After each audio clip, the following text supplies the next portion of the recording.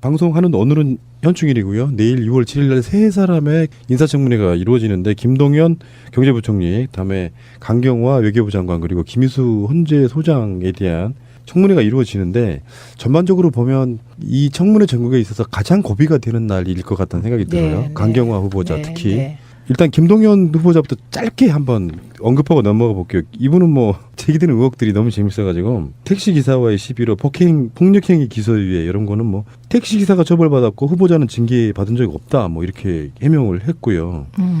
그 의혹이라고 하는 게 정말 웃긴 게 아까 제가 의원님 미니 청문회 하는 것처럼 이런 거 있죠. 저축은행 영업 정지 때 예금 인출해서 뱅크런 그러니까 인출하는 그 사태에 편승했다는 논란. 아우 이거는 뭐.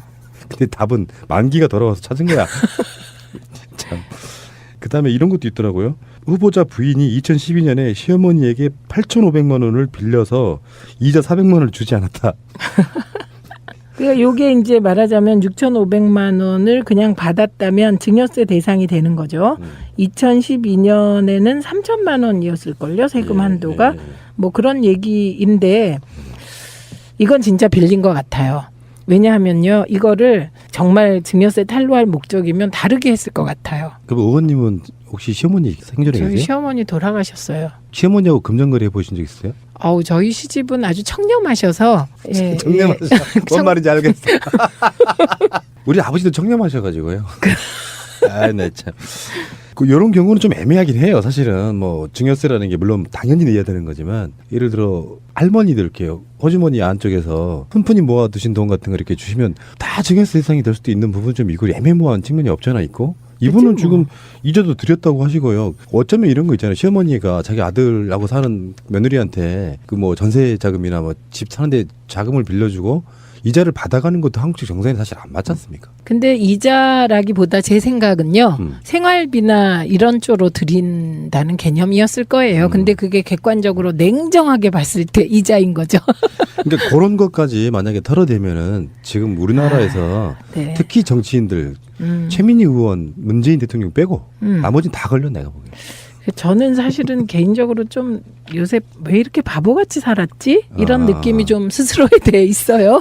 저는 궁금한 게 만약에 이제 정권이 바뀌고 나서 네. 최민희 의원이 만약에 어떤 자리 좀 갔으면 좋겠는데 하고 있다가 이분 청문회하면 뭐가 털릴까 생각해 본 적이 있거든요. 어머. 이런 식으로 타면 다 털리는 거잖아요. 그러니까 근데 뭐가 아무것도 털릴까요? 아닌데. 네. 사실 그런 게 두렵거나 그러지는 않으시죠?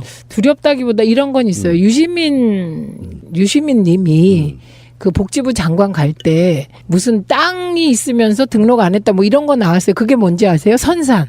선산에 뭐 유씨 가문의 선산에 뭐 이렇게 나누면 그게 지분이 있었구나. 지분이 있대. 그 지분이 나와서 땅 찾았다 이렇게 됐던 거. 근데 그건 본인이 정말 몰랐던 거거든요. 예. 그런 게 나왔었어요. 남자 최민희 그분. 그런데 그리고 뭐 이번에 이낙연 총리께서 정말 당황한 게 그 배우자가 했던 이런 위장전입이나 이런 거 모를 것 같아요. 왜냐하면 본인이 직접 뭐 맨날 주민등록 띄고 이런 게 아니잖아요. 그렇죠. 국회의원은 본인이 띄지 않잖아요. 그래서 진짜 모르셨던 것 같아요. 그 몰랐던 게 뭐가 나올까? 그래서 저는 만약에 우리 남편이 은닉 재산이 100억쯤 된다. 그럼 미련 없이 100억을 택하겠어요? 그렇지. 그건 왜 해, 장관? 그렇죠. 왜 해요? 그냥 즐기고 살아야죠. 즐기고 팟캐스트 크게 막 하나 차리고 막 이렇게. 그래야 순위 안 올라가요. 중요한 건 간절함이 있어야 순위가 올라가요. 전 그렇게 봅니다. 아, 네. 사실상 팟캐스트 1위는 우리거든요. 네. 나머지는 다 지상파고. 네. 자, 문제는 강경화 후보자인데 지금 전반적인 큰 틀에서 보면요. 우리들은 뭐 우리 편이니까 솔직히 말씀드릴게요. 뭐 우리는 정치인 마인드는 없어요.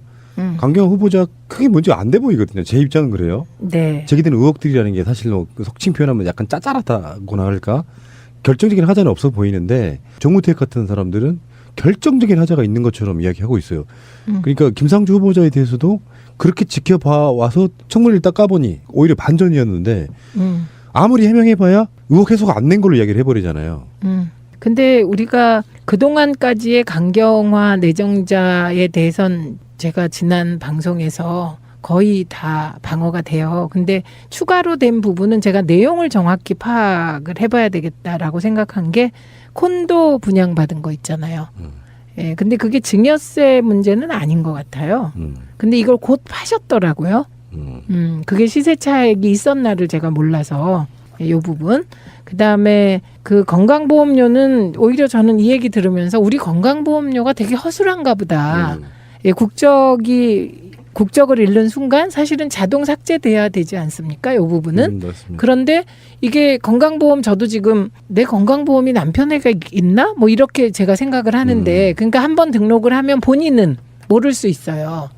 그리고 이중 국적이다가 내가 한국 국적을 선택하지 않을 경우 나머지는 자동으로 국가에서 해주겠지 이럴 수 있는 거고. 제외 교포분들 중에 한국에 들어와서 건강보험 혜택 받으시는 분들 굉장히 많거든요. 그러니까 이런 부분은 좀 제도를 빨리 바꿔서 일단 국적이 없어지면 건강보험에서 자동 이렇게 탈락하도록 해야 막을 수 있는 일 같아요. 그래서 그냥 괜찮나 보다 이렇게 생각하고 편의적으로 생각할 수 있었던 사안이라 저는 이 건강보험은 뭐 해명을 충분히 할 수 있을 것 같고 그다음에 요 앞부분은 그 콘도를 파셨는데 혹시 수익 차액이 얼마나 났나 요거에 따라 좀 이제 방어할 게 있겠죠. 그런데 이 부분은 박지원 대표가 정리를 잘하셨어요. 아주 잘하셨어요. 강경화 그 내정자도 빨리 그 임용돼야 되고 이게 뭐 그렇게 말씀하셨잖아요. 이분이 되는 건 여성이 된다는 거, 비외무고시 출신이 된다는 거, 유엔의 3명의 사무총장이 픽업해서 열심히 일하다가 다시 국내로 돌아와서 봉사한다는 거. 요 3가지가 너무 중요하기 때문에 강경화 후보자 설사 요런저런 뭐 흠결이 있어도 임용하고 가자 이렇게 말씀하셨잖아요. 그래서 제가 박지원 대표님이 저에게 초민이라는 별명을 지어줬을 때 잠깐 박지원 그 전 대표로 한번 이야기를 화제로 옮겨보면 네. 선거 과정에서 정말 비열하다고 느낄 만큼 공격이 됐잖아요. 문모닝. 그렇죠. 그런데 또 이럴 때는 또 이렇게 맞는 말씀을 하시니까. 솔직히 어떻게 보세요? 그러니까 이게 박지원 대표님 문 대통령 지지자분들 입장에서는 정말 꼴보기 싫은 뭐 오적 뭐 이런 사람 중에 하나야. 그래서 그런데 정권이 바뀌었다고 저렇게 빨아주나 이렇게 표현하신 분도 있는데 근데 맞는 말씀이잖아요. 네. 근데 이런 경우도 있을 수 있잖아요. 정적으로서 막 싸울 때는 싸우더라도 어떤 지점에 가면 도와줄 땐 도와줘야 된다고 하는 그게 개념이 있는 사람인 건지 아니면은 실제로 자기 이득만을 위해서 저렇게 자기 포지션을 정하는 건지 어느 쪽이 가깝다고 생각하시는 건지. 그게 다 있으신 분이세요. 다. 근데 이 경우는 김상조 내정자하고 강경화 내정자 두 분에 대해서 디펜스를 하시는 거잖아요. 이거는 김상조 내정자에 대해서는 일정하게 국회에서 인정하는 부분이 있어요. 여야를 넘어. 근데 지난 청문회 보니까 또 저는 미담 같았어요. 의혹이. 그러니까 그걸 이제 공유하시는 거고요. 강경화 내정자의 경우는 이제 박지원 대표가 외국에서도 오래 사셨잖아요. 미국에서. 그러다 보니 이 강경화 내정자가 얼마나 그 국제사회에서 의미 있는 인물인지를 아는 거죠. 그래서 그거 또 그럴 땐 쿨하게 또 인정하는 그런 면도 있어요. 그러니까 아까 제가 김현미 의원하고 저하고 박지원 대표 셋이 있을 때 제가 박지원 대표님 너무 이렇게 배울 게 많다 이 유능함에 있어서 그랬더니 김현미 의원이 좀 더 지켜보라고 구태 정치인으로서의 면모도 보여줄 거라고 그게 다 있는 분이에요. 근데 이제 전쟁이죠. 대선은 그 전쟁 시기에 우리에게 뭐 독화살도 날리시고 뭐 단도도 날리시고 뭐 그래서 앞에서 문재인 그 우리 후보 시절에 문재인 대통령 앞에서 많은 분이 단도를 대신 맞고 피를 흘리고 뭐 그건 싸움이니까요. 생각해 보니까 우리 민정당 할 때 네. 전화 연결했는데 이거 인터뷰하고 전화 끊었던 그 민망했던 기억이. 네네. 그래갖고 화내셔서 제가 다음에 말씀드렸어요. 죄송하다고. 근데 그게 컨셉이어서 어쩔 수 없었던 거잖아요. 그렇죠. 즉석에서 전화를 걸어가지고 한번. 네네. 근데 거기에서 제가 잘못한 것도 있어요. 걸자마자 지금 팟캐스트 녹음 중입니다를 먼저 얘기했으면 그렇게 안 하셨을 수도 있겠다 싶었어요. 관례적으로 관행적으로 뭔가를 해오던 시점 또는 뭐 법률적으로 제재를 받지 않던 시점 관행 이런 것들은 드러나면 왜 투기라고 하는 것도 사실 반복성이거든요. 네. 여러 차례 막 했다는 거 투기지. 솔직히 우리 어머니 이야기를 잠깐 짧게 거론하면 이런 이야기 하시거든요. 10년 주기로 하시는 말씀이세요. 한 20년 전에 어디 그 땅 좀 사둘 걸. 그때 사시지.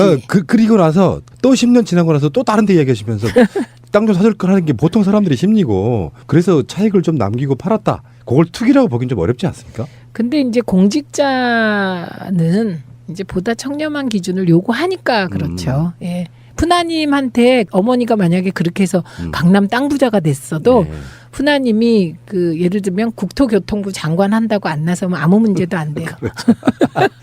저는 가끔씩 꿈꾸는 게 하나 있습니다. 네. 제1교포인데 저의 굉장히 가까운 친척이셨는데 집안 사람들이 잊고 살다가 이분이 돌아가시면서 내 손잡벌 되는 놈 중에 어떤 놈이 대한민국 민주주의를 위해서 싸웠다. 그놈한테 내 모든 재산을 물려준다. 뭐 이런 식으로 해가지고 갑자기 영화처럼. 그게 소공녀, 소공자, 그다음에 키다리 아저씨 뭐 이런 거예요. 저도 그런 거 20살까지 꿈꿨어요. 저는 아직도 꿈꿔요. 그러니까 그게 감옥에 가서 두들겨 맞으면 그게 없어져요. 자, 강경화 후보자는 사실 방송 나가는 오늘이고 녹음하는 그 다음 날인데 사실 예측을 못 하겠는 게요. 지금 특히 이태규 같은 국민의당 의원이 굉장히 많은 걸 들고 있는데 제가 이렇게 리스트를 쭉 보니까 이 중에 해명될 만한 것도 있고 안 된 것도 있는데 그건 아마 청문회 가고 난 뒤에 한번 우리가 다시 한번 봐야 될 것 같아요. 네, 네. 어느 정도를 뭘 어떻게 들고 나올지 모르겠고 김상조 청문회처럼 정말 반전이 많이 있을지 아니면 더 심한 게 나올지 잘 모르겠다. 그게 어쨌든 김상조 내정자의 경우는 우리가 그 사람을 잘 알잖아요. 저는 얘기했잖아요. 밥 한 끼 얻어먹어 본 적이 없네 그분한테. 그럴 정도로 그 돈 쓰는 걸 잘 모르시는 것 같아요. 구두쇠신가요? 구두쇠가 아니라 일을 하다 보면 사실 돈이 제가요 이런 생각을 했어요. 옛날에 말지에서 임금 협상을 할 때 김태용 선배랑 돌아가신 우리가 뭘 주장했냐면 휴가 때 돈을 많이 줘야 된다고. 휴가 때는. 왜냐하면 휴가 때는 돈 쓸 일이 많고 그 휴가 아닌 때는 차라리 월급 개념은 없는데 휴가비 많이 달라고 맨날 그랬어요. 일 열심히 하면 돈 쓸 일이 없어요. 예. 김희수 헌재 소장에 대한 그 이야기를 잠깐만 해보면요. 뭐 재밌는 걸 하나를 발견한 게 5.18 판결에 관련해 갖고 자유한국당이 반대를 하는데 그건 너무 이상한 네. 거죠.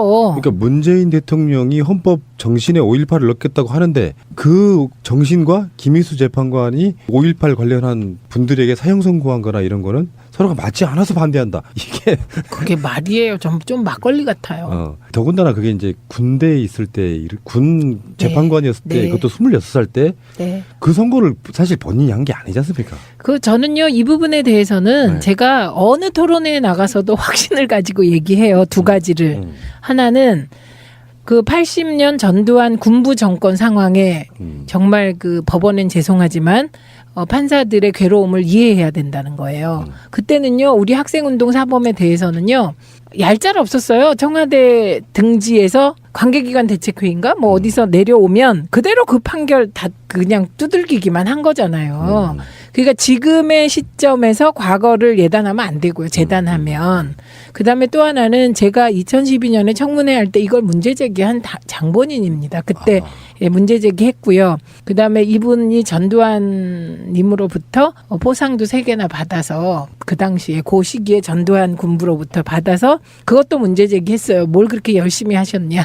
그랬더니 그거가 그 개인에게 준 게 아니더라고요. 그렇겠죠. 뭐 네. 특정지에서 너만 잘했어가 아니고 아마 예, 다 잘했어. 그런 포상 같은 경우는요. 네. 수십 명 수백 명이 같이 받는 예, 경우인데. 같이 받는 거고 그다음에 그때 판결에 대해선 돌아보면 자기가 더 잘했어야 되는데 부끄럽게 생각한다고 얘기를 하셨고요. 더 중요한 건 이제 5.18 단체들이요. 김희수 재판관 갖고 왜 그러냐. 이분은 그나마 그중에 우리 얘기를 가장 잘 들어주고 열심히 하려고 노력한 분이었다. 이렇게 말씀하시는 바람에 뭐 더 이상의 문제 제기가 의미가 없었고요.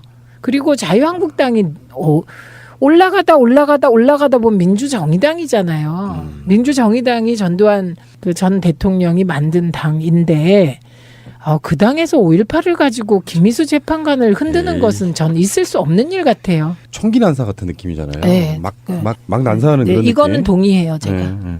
이 말도 동의해요. 그렇죠. 예. 특정이 없어. 지들이 네. 부끄러운지 아닌지도 몰라. 그냥 막 쏴대는 그런 느낌이고. 예, 좀 따발총 같은. 예. 예. 근데 지금 사실은 그들이 반대하고 싶었던 건 아마 통합진보당 해산이나 전교조 법외노조 합헌 결정 같은 경우를 반대하고 싶은 게 사실이잖아요. 그것 때문에 지금 하나 더 꼬투리 잡고 넘어지는 거 아니겠습니까? 그렇긴 하죠. 이념 성향이 다르니까. 그러니까 이게 자유한국당의 코드에 너무 안 맞는 분이신 거죠. 예, 그렇다고 김희수 재판관이 민주당 코드에 맞느냐. 이분은 진짜 법관이세요. 네. 실제로 법관은 그래야 되는 거지 않습니까? 네. 그런 부분에 있어갖고 자유한국당류의 저는 일종의 피의식 같은 거라고 보는데 그런 분들 그 자리에 올라가면 이쪽 편 들어주지 않아요. 그런 사람들이 있어야 되는 거잖아요. 이것저것 눈치 보면서 그 자리에 올라가서 그렇게 하라고 그 자리에 올려준 게 아닌데 네. 그 모델 샘플을 보여주신 분이라고 생각이 들고요. 네. 그런 분들이 오히려 이쪽 진영에 불리한 판결을 내릴 수도 있습니다. 어떤 상황이 되면은. 그쵸. 법과 네. 원칙에 따라 하실 분이고요. 저는 이분이 세월호 우리 탄핵 심판 때 굉장히 인상적인 부분이 다른 이유가 아니라 대통령이 이런 사고가 이 커다란 사고가 터졌고 나중에 사건화되는 이런 일이 터졌을 때 궁금해서라도 걱정돼서라도 나가야 되는 거 아니냐 그 말하는 장면이 있으세요. 그거 정말 너무 공감 가죠. 불이 나도 뛰쳐나가는 게 사람인데요. 참. 그리고 이제 김상조 공정거래위원장 같은 경우는 사실 정치권에서 뭐 새누리당 쪽에서도 개인적으로 미안했다 이런 보도도 나오고 있고 그리고 실제 그 정운찬 전 총리 이런 분들 포함해가지고 약 500명 정도가 김상조 공정거래위원장에 적격하다고 성명까지 발표했어. 네, 그럴 만한 분이세요. 네. 이런 분들은 어차피 국회 동의가 필요한 건 아니잖아요. 요식행위로 지금 보고서만 채택하고 안 하고의 문제일 수 있죠. 보고서를 채택해주면 대통령의 정치적 부담이 주는 거고요. 보고서를 채택 안 해주면 대통령이 조금 부담을 갖고 임명을 해야 되는데 저는 그냥 문재인 대통령께 건의드립니다. 부담이 좀 되더라도 김상조 내정자는 임명하시기 바랍니다. 이게 국민의 뜻입니다. 갑자기 깔끔 이런 단어가. 클리어.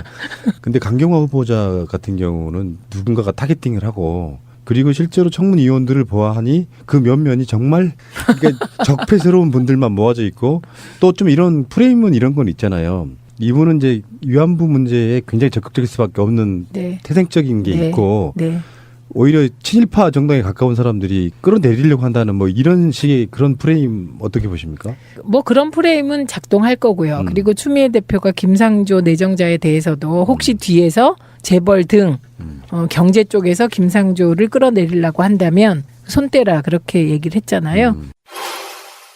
재벌 개혁의 상징인 김상조 때리기 뒤에는 개혁을 두려워하는 재벌들이 있다라고 하는 믿기 어려운 이야기조차 나돌고 있습니다. 사실이라면 재벌 대기업들은 김상조 때리기에서 손을 뗄 것을 강력히 경고합니다.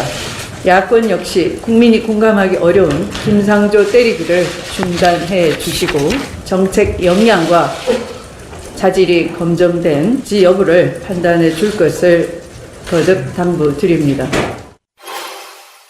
이번에 그 민주당 청문위원도 장난 아니에요. 추미애 문희상. 이거 완전히 임전무태의 자세 같고요. 저는 이게 여당의 모습이라고 생각합니다. 그 외통이죠. 그분들이 네, 다. 네. 그렇구나. 하긴 거기 좀 거물급들이 들어가는 자리잖아요. 예전에 국방, 지금은 외통. 그렇죠. 뭐 그런데 강경화 내정자가 어떻게 보면 운이 좋은 측면이 있는 거죠. 거기에 추미애 대표 막 이런 분이 그 시기에 있다는 거. 딱 하루 하는 건가요? 그분들도? 예, 청문회 하루입니다. 국무총리만 이틀이에요. 잘 견디시고요. 강경화 후보자님. 저는 네. 그 최초의 여성 후보라서가 아니라 그분이 갖고 있는 그 나름의 기계 이런 것들이 험한해 보이는 어떤 의혹들로 좀 낙마하지 않기를 간절히 바랍니다. 네.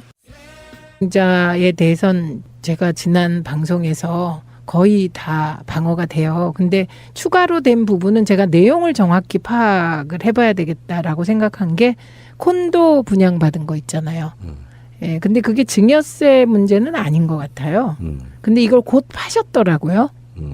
그게 시세 차익이 있었나를 제가 몰라서 이 부분. 그다음에 그 건강보험료는 오히려 저는 이 얘기 들으면서 우리 건강보험료가 되게 허술한가 보다. 예, 국적을 잃는 순간 사실은 자동 삭제돼야 되지 않습니까? 이 부분은. 맞습니다. 그런데 이게 건강보험 저도 지금 내 건강보험이 남편에게 있나? 뭐 이렇게 제가 생각을 하는데 그러니까 한 번 등록을 하면 본인은 모를 수 있어요. 그리고 이중 국적이 있다가 내가 한국 국적을 선택하지 않을 경우 나머지는 자동으로 국가에서 해주겠지 이럴 수 있는 거고. 제외 교포분들 중에 한국에 들어와서 건강보험 혜택 받으시는 분들 굉장히 많거든요. 그러니까 이런 부분은 좀 제도를 빨리 바꿔서 일단 국적이 없어지면 건강보험에서 자동 이렇게 탈락하도록. 네. 특히 정치인들 최민희 의원, 문재인 대통령 빼고 나머지는 다 걸려 내가 보기에. 저는 사실은 개인적으로 좀 요새 왜 이렇게 바보같이 살았지? 이런 느낌이 좀 스스로에 대해 있어요. 저는 궁금한 게 만약에 이제 정권이 바뀌고 나서 네. 최민희 의원이 만약에 어떤 자리 좀 갔으면 좋겠는데 하고 있다가 이분 청문회하면 뭐가 털릴까 생각해 본 적이 있거든요. 어머. 이런 식으로 타면 다 털리는 거잖아요. 그러니까 근데 뭐가 아무것도 털릴까요? 아닌데. 네. 사실 그런 게 두렵거나 그러지는 않으시죠? 두렵다기보다 이런 건 있어요. 유시민 님이 그 복지부 장관 갈 때 무슨 땅이 있으면서 등록 안 했다 뭐 이런 거 나왔어요. 그게 뭔지 아세요? 선산. 선산에 뭐 유씨 가문의 선산에 뭐 이렇게 나누면 그게 지분이 있었구나. 지분이 있대. 그 지분이 나와서 땅 찾았다 이렇게 됐던 거. 근데 그건 본인이 정말 몰랐던 거거든요. 예. 그런 게 나왔었어요. 남자 최민희 그분. 그런데 그리고 뭐 이번에 이낙연 총리께서 정말 당황한 게 그 배우자가 했던 이런 위장전입이나 이런 거 모를 것 같아요. 왜냐하면 본인이 지금 방송하는 오늘은 현충일이고요. 내일 6월 7일 날 세 사람의 인사청문회가 이루어지는데 김동연 경제부총리, 다음에 강경화 외교부 장관 그리고 김희수 헌재 소장에 대한 청문회가 이루어지는데 전반적으로 보면 이 청문회 전국에 있어서 가장 고비가 되는 날일 것 같다는 생각이 들어요. 강경화 후보자 특히. 네. 일단 김동연 후보자부터 짧게 한번 언급하고 넘어가 볼게요. 이분은 뭐 제기되는 의혹들이 너무 재밌어가지고 택시기사와의 시비로 폭력행위 기소유예 이런 거는 뭐 택시기사가 처벌받았고 후보자는 징계받은 적이 없다 뭐 이렇게 해명을 했고요. 그 의혹이라고 하는 게 정말 웃긴 게 아까 제가 의원님 미니 청문회 하는 것처럼 이런 거 있죠. 저축은행 영업 정지 때 예금 인출해서 뱅크런 그러니까 인출하는 그 사태에 편승했다는 논란. 아우 이거는 뭐 근데 답은 만기가 돌아와서 찾은 거야. 참. 그다음에 이런 것도 있더라고요. 후보자 부인이 2012년에 시어머니에게 8,500만 원을 빌려서 이자 400만 원을 주지 않았다. 그러니까 요게 이제 말하자면 6,500만 원을 그냥 받았다면 증여세 대상이 되는 거죠. 2012년에는 3천만 원이었을걸요. 세금 한도가. 뭐 그런 얘기인데 이건 진짜 빌린 것 같아요. 왜냐하면요. 이거를 정말 증여세 탈루할 목적이면 다르게 했을 것 같아요. 그럼 의원님은 혹시 시어머니 생전에 저희 계세요? 시어머니 돌아가셨어요. 시어머니하고 금전거래 해보신 적 있어요? 아우 저희 시집은 아주 청렴하셔서 예, 청렴하셔. 예. 뭔 말인지 알겠어.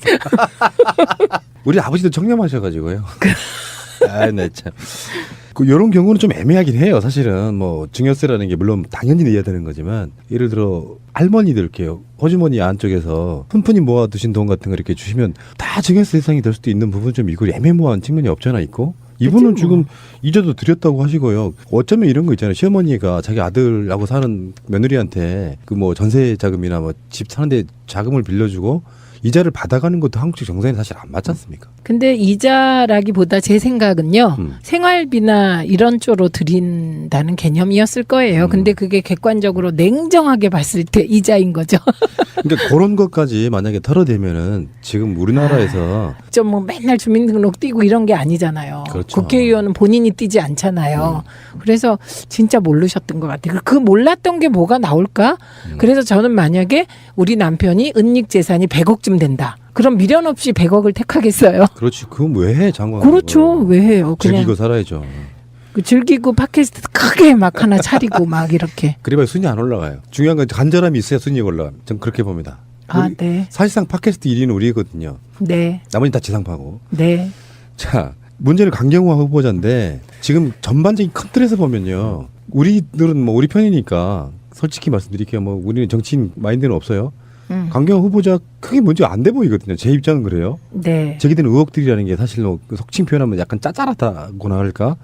결정적인 하자는 없어 보이는데 정우택 같은 사람들은 결정적인 하자가 있는 것처럼 이야기하고 있어요. 그러니까 김상조 후보자에 대해서도 그렇게 지켜봐 와서 청문회를 딱 까보니 오히려 반전이었는데 아무리 해명해봐야 의혹 해소가 안 된 걸로 이야기를 해버리잖아요. 근데 우리가 그동안까지의 강경화 내정